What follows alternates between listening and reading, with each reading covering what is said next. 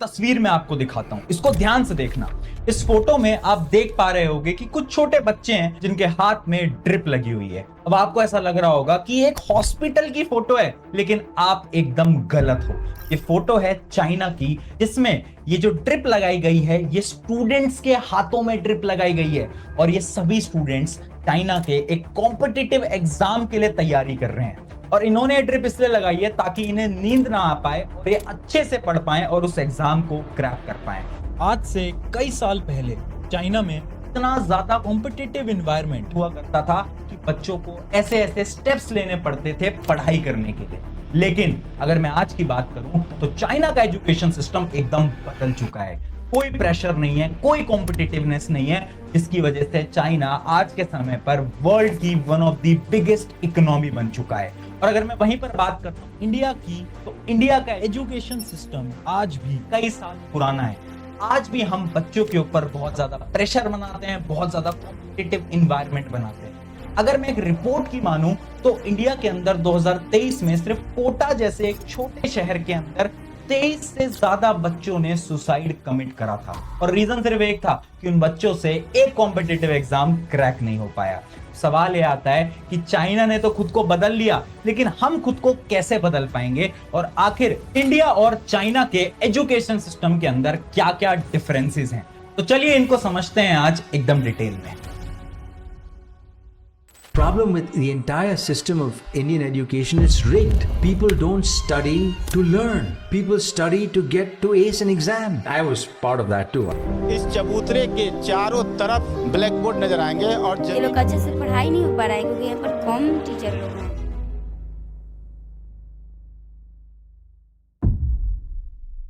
Hi everyone, मेरा नाम है प्रशांत। 1980 के अंदर चाइना की जीडीपी पर कैपिटा इंडिया से ज्यादा कम थी। अगर मैं आपको आसान भाषा के अंदर समझाऊं तो चाइना इंडिया से ज्यादा गरीब देश माना जाता था। Even Indian education system China से बेटर था 1980s के अंदर। लेकिन सिर्फ 45 इयर्स के अंदर अंदर, यानी अगर मैं 2025 की कुछ आपको रिपोर्ट बताऊं तो वही चाइना एजुकेशन सिस्टम में बाकी सारी कंट्रीज को पीछे छोड़ चुका है। इवन एजुकेशन सिस्टम में नहीं, वो अपनी इकोनॉमी को इतना ज्यादा बढ़ा चुका है कि आज के समय पे चाइना एक सुपर पावर बन गया है। अब लोगों को यह लगता है कि सुपर पावर बनने के पीछे का रीजन है बहुत सारी इंडस्ट्रीज, लेकिन यहां पर आप सभी गलत हो। इसके पीछे का एक सिंपल सा रीजन है, जो कि है एक बेटर एजुकेशन सिस्टम, जो कि इंडिया में आज के समय पर भी लागू नहीं हो पाया है। तो सवाल ये आ रहा है कि आखिर इंडिया और चाइना के एजुकेशन सिस्टम में इतना फर्क क्या है? तो उन्हीं फर्क को आज मैं आपको 5 पार्ट्स के अंदर समझाऊंगा। सबसे पहले स्टार्ट करते हैं part number 1, ceiling versus floor. अगर आप अपने कमरे को देखोगे तो कमरे के 2 पार्ट होंगे,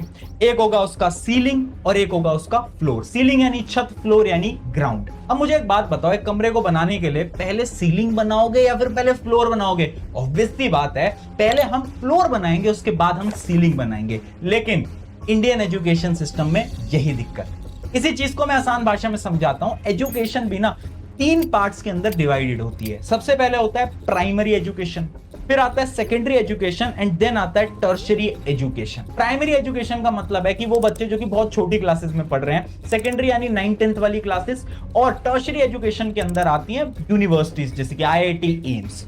अब इंडिया ने क्या फोकस करा कि ये जो टर्शियरी एजुकेशन है इसको हम बिल्ड करेंगे, जो कि इंडिया के अंदर बिल्ड हुआ भी है। इंडिया के अंदर बहुत सारी IITs, एम्स बन चुके हैं, लेकिन उन्होंने अपना फोकस प्राइमरी और सेकेंडरी एजुकेशन से तो बिल्कुल हटा दिया।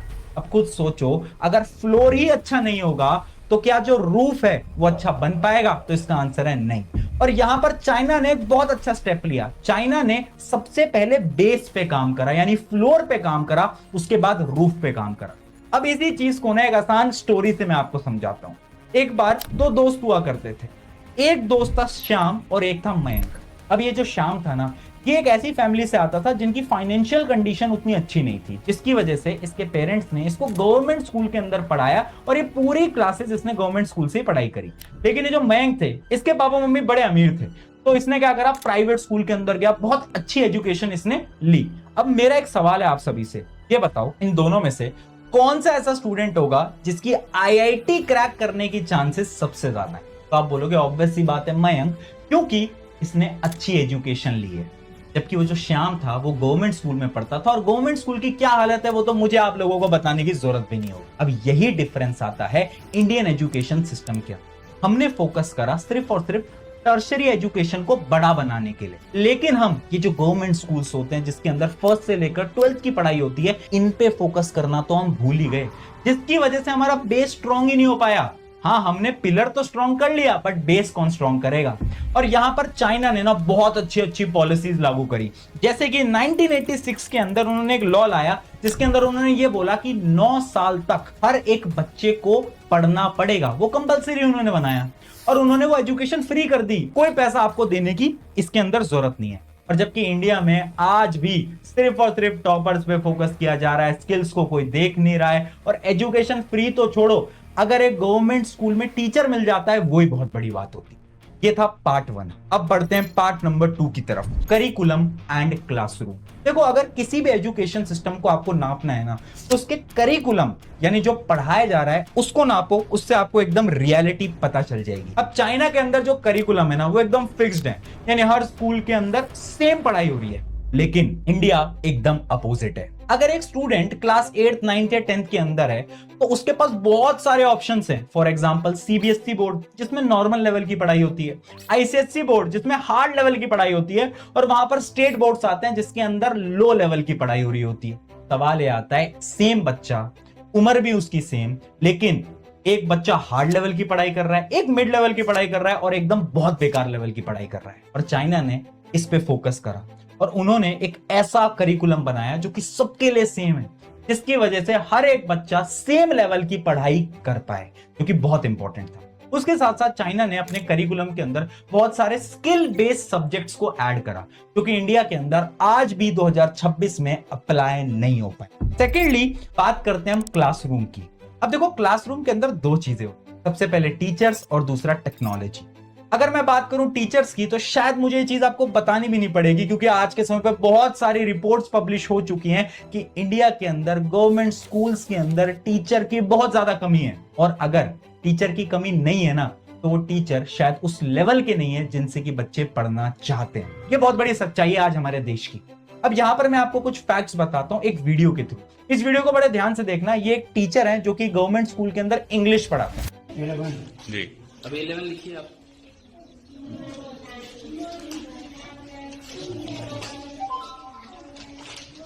स्पेलिंग पढ़ते जाइएगा सर, एक बार दोहरा दीजिएगा स्पेलिंग को। बच्चों से बोलकर स्पेलिंग एक बार बताइएगा सर। AVENE। अगर आपने इस वीडियो को ध्यान से देखा तो आपको पता चल रहा होगा कि इनको खुद को इंग्लिश बोलना नहीं आता, बट ये इंग्लिश के टीचर है। अब सवाल ये आता है कि अगर हमारे टीचर्स को ही सब्जेक्ट पढ़ाना नहीं आएगा तो आखिर वो बच्चों को समझाएंगे कैसे।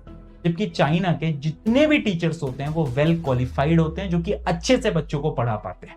दूसरी बात करते हैं टेक्नोलॉजी की। देखो, चाइना के अंदर टेक्नोलॉजी तो बहुत आगे निकल चुकी है। स्कूल्स के अंदर भी वो डिजिटल बोर्ड्स के थ्रू पढ़ाए जाते हैं, लेकिन आज भी इंडिया के अंदर अगर आप किसी भी गवर्नमेंट स्कूल के अंदर चले जाओगे तो उसके अंदर आपको 80 से 90% स्कूल में डिजिटल बोर्ड दिखेगा भी नहीं। हम 2026 के अंदर जी रहे हैं जहां पर लैपटॉप वगैरह सब कुछ कंपलसरी हो चुका है, लेकिन आज भी गवर्नमेंट स्कूल जाने वाले बच्चे को लैपटॉप चलाना तक नहीं आता। अब आते हैं पार्ट 3 की तरफ, लोग क्या कहेंगे। अभी तक हमने बात करी इंडियन एजुकेशन सिस्टम बहुत बेकार है, गवर्नमेंट के फेलियर्स हैं वगैरह वगैरह, लेकिन एक सबसे बड़े फेलियर के बारे में तो हम बात करने ही भूल गए, जो कि है हमारे खुद के पेरेंट्स। क्योंकि इंडियन पेरेंट्स चाहते हैं कि उनके बच्चे सक्सेसफुल हों, वो उनका नाम रोशन करें। इसकी वजह से एक बच्चा इतनी ज्यादा टेंशन में चला जाता है कि वो कुछ ऐसे कदम उठा लेता है जो कि उसको बिल्कुल नहीं उठाने चाहिए। अब इसी के ऊपर ना एक बहुत डिफरेंट स्टडी कंडक्ट करी गई थी, जो कि मैं आज आप सभी को बताना चाहता हूं। एक बार क्या करा था, 16 देशों के पेरेंट्स को बुलाया गया, अलग अलग 16 देश, और उनसे ना कुछ 3 सवाल पूछे गए। और सवाल ये उनसे पूछे गए कि आपको क्या लगता है कि आपके बच्चे के लिए सबसे इंपॉर्टेंट क्या है, और उनको 3 ऑप्शन दिए, आपके बच्चे की खुशी, आपके बच्चे की हेल्थ, या फिर आपका बच्चा कितना सक्सेसफुल होता है। और शॉकिंगली इंडियन पेरेंट्स में से 51% इंडियन पेरेंट्स ने यह बोला कि हमारा बच्चा कितना सक्सेसफुल होता है वो सबसे इंपॉर्टेंट है। और जबकि चाइना या फिर बाकी सभी देशों के पेरेंट्स ने पता क्या बोला, हमारे बच्चे की खुशी इंपॉर्टेंट है या फिर उसकी हेल्थ इंपॉर्टेंट है। और यही आज के समय की डार्क रियलिटी। सबके पेरेंट्स ये चाहते हैं कि उनका बच्चा सक्सेसफुल हो, ताकि वो सब लोगों को फोन करके ये बता पाए कि देखो हमारे बच्चे ने तो इतना कुछ अचीव कर लिया। जबकि उस बच्चे की खुशी के ऊपर कोई बात नहीं कर रहा है, उस बच्चे की हेल्थ के ऊपर कोई बात नहीं कर रहा है। और जब तक हम ये बात नहीं करेंगे तब तक हम कभी भी चाइना के लेवल पे नहीं पहुंच पाएंगे। लेकिन एक फ्लॉ हमारे अंदर भी है, यानी इंडियन पेरेंट्स के अंदर भी है, कि वो लोग अपने बच्चे की खुशी से ऊपर उसकी सक्सेस को प्रायोरिटी देते। आई होप इस वीडियो के थ्रू शायद इंडियन पेरेंट्स थोड़ा बहुत अपने अंदर बदलाव ला पाए। अब बढ़ते हैं पार्ट 4 की तरफ, स्किल बेस्ड एजुकेशन। चाइना के अंदर ना बहुत स्किल बेस्ड एजुकेशन को प्रमोट किया जा रहा है। फॉर एग्जांपल, चाइना के जो स्कूल्स होते हैं उसके अंदर इंडस्ट्री के स्पेशलिस्ट लोगों को बुलाया जाता है और उनके थ्रू डेमोज दिए जाते हैं, बच्चों को सिखाया जाता है। यानी सिर्फ वहां पे मैथ्स, फिजिक्स, केमिस्ट्री नहीं पढ़ाई जा रही है, उसके साथ साथ ना वहां पर स्किल्स सिखाए जा रहे हैं। एक्चुअली में जब वो बड़े होंगे, इंडस्ट्री में काम करने जाएंगे, तो उन्हें क्या काम करना है वो सिखाया जा रहा है। जबकि इंडिया में ऐसा कुछ भी नहीं हो रहा है। अब यहां पर एक बड़ी अच्छी रिसर्च सामने आती है कि ये जो इंडियन इंजीनियर्स थे ना, वो बहुत समय तक अनएम्प्लॉयड रहे हैं। अब सवाल ये आता है कि कंपनीज इंडियन इंजीनियर्स को हायर क्यों नहीं कर रही? तो कंपनीज ये बोलती हैं कि हमें तो हायरिंग करनी है, लेकिन आपके इंजीनियर्स को स्किल्स ही नहीं आते। इनको किताबी नॉलेज तो पूरी है, बट इनको जब तक स्किल्स नहीं आएंगे, हम इनको हायर कैसे करें? यानी प्रॉब्लम है स्किल बेस्ड एजुकेशन की, जो कि इंडिया के अंदर बिल्कुल नहीं है। इसके ऊपर ना एक और रिसर्च करी थी, मैं आपको वो भी बताता हूं। एक टेस्ट कंडक्ट किया जाता है ग्लोबली हर एक देश के अंदर, जिसका नाम है पीसा। इस टेस्ट में क्या होता है ना कि स्टूडेंट्स को डेली लाइफ के अंदर अप्लाई करना होता है जो कि उन्होंने सीखा है। यानी ये जो बुकिश नॉलेज है उसको डेली लाइफ के अंदर अप्लाई करने के लिए पूछा जाता है, जो कि उस टेस्ट में आता है। अब इंडिया के अंदर ये टेस्ट कंडक्ट करा गया था 2009 के अंदर, और इसके अंदर 74 देशों ने पार्टिसिपेट करा। और शॉकिंगली इंडिया की रैंकिंग आती है 74 में से 72। हाँ, और ये लास्ट टेस्ट 2009 में कंडक्ट करा गया और 2009 के बाद इस टेस्ट को इंडिया से रिमूव ही कर दिया गया। तो ये रियलिटी है इंडिया की। अब आते हैं हम पार्ट नंबर 5 की तरफ, हिडन टैलेंट ऑफ इंडिया। देखो, इंडिया ना एक बहुत बड़ा पैराडॉक्स है।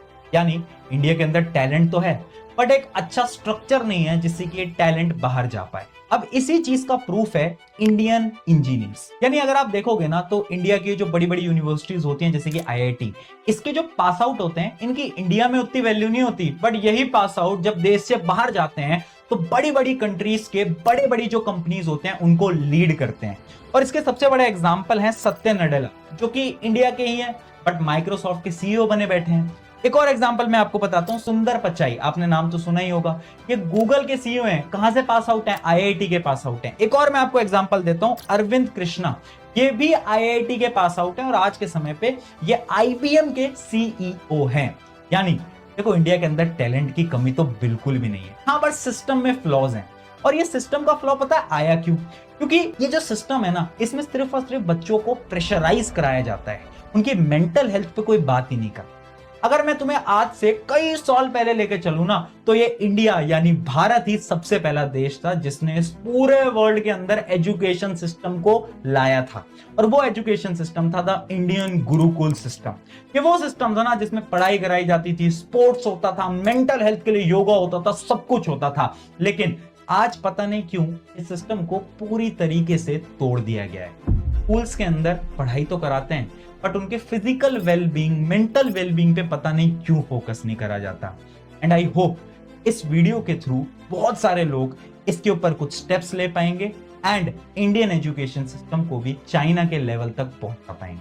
अगर ये वीडियो आपको अच्छी लगी है तो इस वीडियो को अपने एक दोस्त के साथ जरूर शेयर करना और मेरी मदद करना इंडियन एजुकेशन सिस्टम के अंदर थोड़े बहुत बदलाव लाने के लिए। शुक्रिया एवरीवन, मेरा नाम है प्रशांत। मिलते हैं नेक्स्ट वीडियो के अंदर।